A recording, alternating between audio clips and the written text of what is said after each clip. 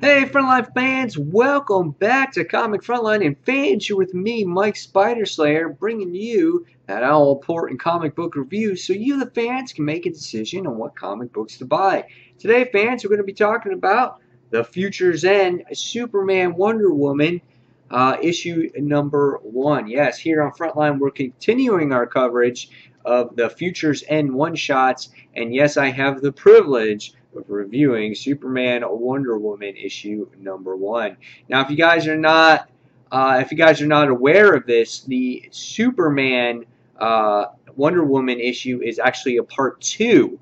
If you want to read this whole story in its entirety, you have to get the Wonder Woman one-shot to understand everything or get the full effect of this particular story. Now, I got the 2D cover here, which is a cover price of $2.99 compared to the $3.99 lenticular cover. And this particular story is written by Charles Soule, and the art is done by Bart Sears. The artwork is done pretty nicely here. I really like it.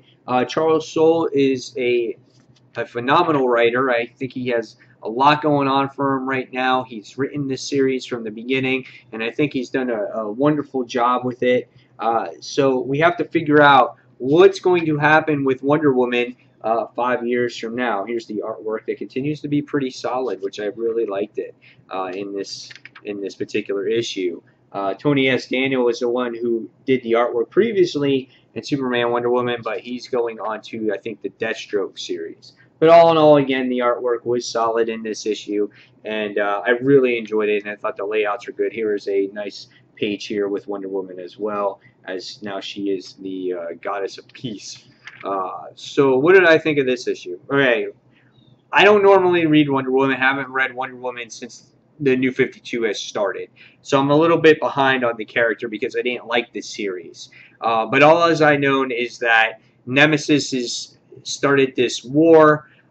She trapped Wonder Woman down in this cavern or this cave, and she's been fighting these like fake like demons and creatures and stuff like that. Superman came from, or Clark came from 4 years in the past to bring her out of this cave or whatnot and get her the realization of really what's going on. And she's happy to see Clark, and she finds out what's really going on as Clark tells her the truth of what's happening. And it's Diana's way, it's Diana's job to basically stop this war, obviously.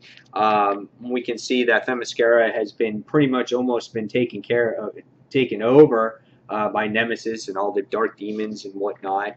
Really cool art page right there. Really enjoyed that. Wonder Woman looks just gorgeous in this issue, definition-wise.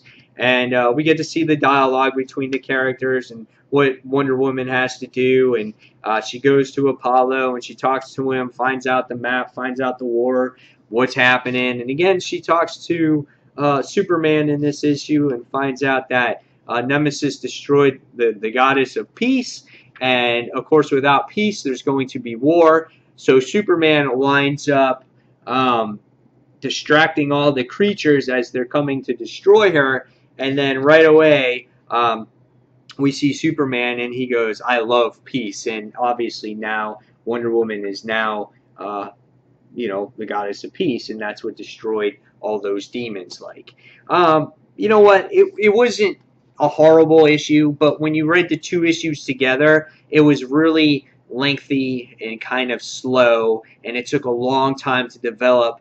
You would think there would be a much bigger reward or payout for reading these two issues, and it was just like, I'm going to be this goddess of peace, and let me just shine my light, and all the creatures are going to go away, and Superman's like, I love the goddess of peace. That's it. So if you bought these lenticular covers, you're spending $6 and you're hoping for a really solid, you know, good ending here, and it just ended, you know. And for me, a lot of these future end books, I'm not digging them all that much. I liked the villains books better because in a lot of those books you got to learn more about the villains. You get to see cool stories about the villains that featured of the villain that you normally don't always see focused on. With Future's End books, you're left wondering as the reader, is this going to happen 5 years from now? Or is it just a throwaway story? So then in the end, what's the point? So a lot of these books are really just like, okay, it's a wait and see, or if it's not even going to happen, take it for what it is. And then there's a couple of them that tie into the Future's End story, which really has some meaning and some depth behind it.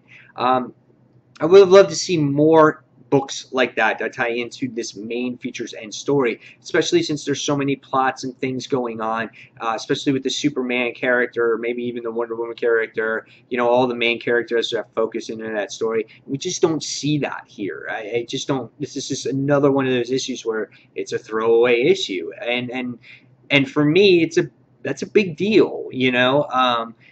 Again, I would love to see Superman and Superwoman go to a Future's End plot line, something more drastic, something different than this. I don't know. It wasn't a horrible read, but if you're just the average reader looking to get into this event, there's nothing special here. If you're a Superman or Wonder Woman fan, you might appreciate it, but this is nothing here, I think, for the average reader that they need to go spend their $6 on.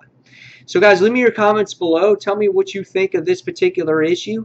And guys, as always, we're going to get your back here on the Future's End one-shots. We got one more week to go. And as always, until the next comic book review, this is Mike Spider Slayer signing off. And I give this one a 3 out of 5. Thanks for watching, fans. Take care. See you soon. Bye.